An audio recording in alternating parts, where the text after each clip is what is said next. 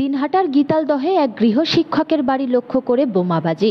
আর এই ঘটনায় উত্তপ্ত হয়ে উঠল দিনহাটা ১ নম্বর ব্লকের গীতালদহের ভোরাম গ্রাম। অভিযোগ, আশরাফুল হক নামের এক স্থানীয় গৃহশিক্ষকের বাড়ির সামনে গতকাল রাতে বোমাবাজি করে দুষ্কৃতীরা।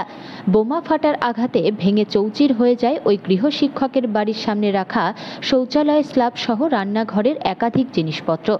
ওই গৃহশিক্ষক জানান, গতকাল রাতে খাবার খেয়ে যখন তারা ঘুমোচ্ছিলেন ঠিক সেই সময় আচমকা বাড়ির সামনে বোমা ফাটার বিকট শব্দ পান তারা।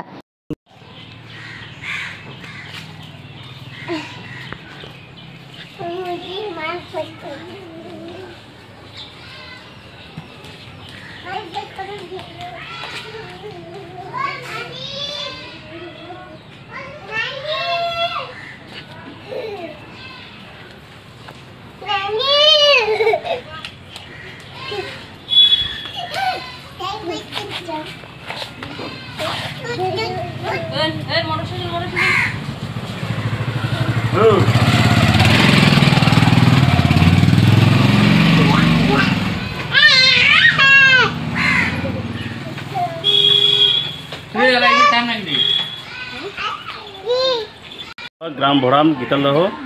আমাদের বাড়ির সামনে গত রাত্রে 11টা 55 মিনিটে একটি প্রচণ্ড শব্দে বোমা বিস্ফোরণ হয়। আমরা ঘুম থেকে সবাই উঠে বাইরে বেরিয়ে দেখি যে বাইরে থাকা বাথরুমের যে রিংগুলো থাকে সেগুলো একদম চূর্ণ বিচূর্ণ হয়ে পড়ে আছে। চারিদিকে সবাই, আশেপাশের বাড়ির লোকজন সবাই এখানে ছুটে আসে।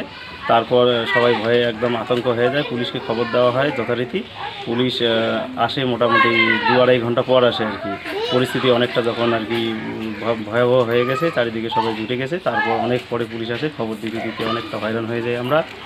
আমরা সচেতনভাবে বলছি আমি যে আমরা কোনো রাজনৈতিক দলের সঙ্গে যুক্ত নই, রাজনীতির কোনো রকম কর্মকাণ্ডের সঙ্গে যুক্ত নই। তা সত্ত্বেও আমাদের মতো নিরীহ মানুষদের উপরে এরকম আক্রমণ হবে, এটা আমরা খুবই এই কারণে একটা ভয়ের মধ্যে আছি যে কেন এরকম হচ্ছে।